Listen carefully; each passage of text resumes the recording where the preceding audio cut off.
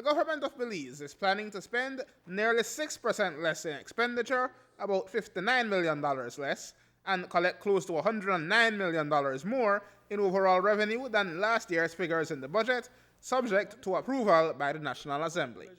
Those cuts can be seen in ministries such as Foreign Affairs and Health, although the cost of pharmaceuticals, as debated in the House, has not been substantially affected. On the flip side, Housing and Urban Development has been allocated close to $1 million, and works went up by $10 million, as did Education and Finance, typically the two largest ministries in the budget calculations. When the government typically spends more than it earns, people are legitimately skeptical that the surplus can be defended, especially considering that almost $150 million is needed to finance the budget, especially for repayments on loans. Prime Minister Dean Barrow assured reporters on Monday that the calculations are legitimate and that economic recovery is underway. Unfortunately, we are going to be moving to the surplus that we're projecting because, of course, we've had to engage in the very painful cost-cutting measures and the revenue-raising measures. That's the long and short of it. There is clearly going to be a bounce back in terms of agriculture as we tried to set out. So we are perfectly certain that our projections are legitimate.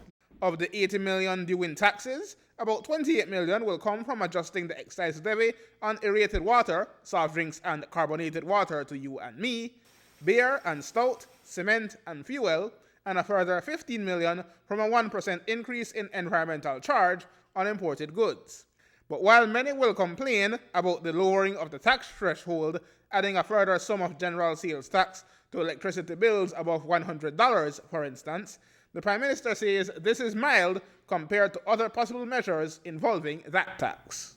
We wanted to do our very best to avoid, and we did so manage, anything like increase in business tax, anything like a rollback of the exemption threshold for income tax so the middle classes wouldn't suffer. We were determined we would not raise the rate of the G.S.T. or, in fact, get rid of the zero-rated categories. Also, we would not get rid of the exempt categories because the producers, the productive sector, the agriculturalists depend on those exemptions and the ability to claim back for the inputs. So we did the very best we can. We thought about this thing long and hard.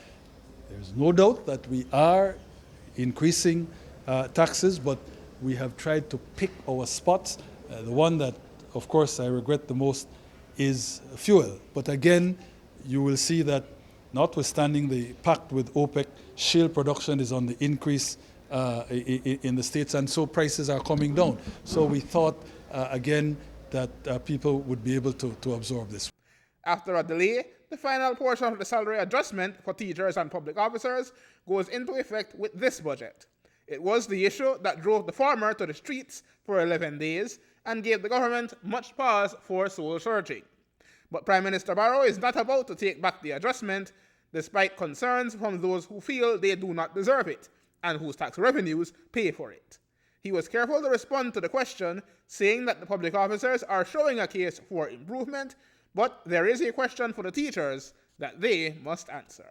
It's a point of view. It is not my point of view. It cannot be a point of view because you're in business of winning elections. Indeed, sir. Well, not anymore, Not anymore. But look, I prefer to think that certainly in terms of the public officers with whom I am principally concerned, that a good faith effort is being made by the public officers to curtail costs, to cut expenses, to ensure that there is not the kind of wastage in terms of electricity and fuel and telephone that we're accustomed to seeing. With respect to the teachers, I suppose there's an argument to be made as to whether our less than stellar results in terms of things like the PSC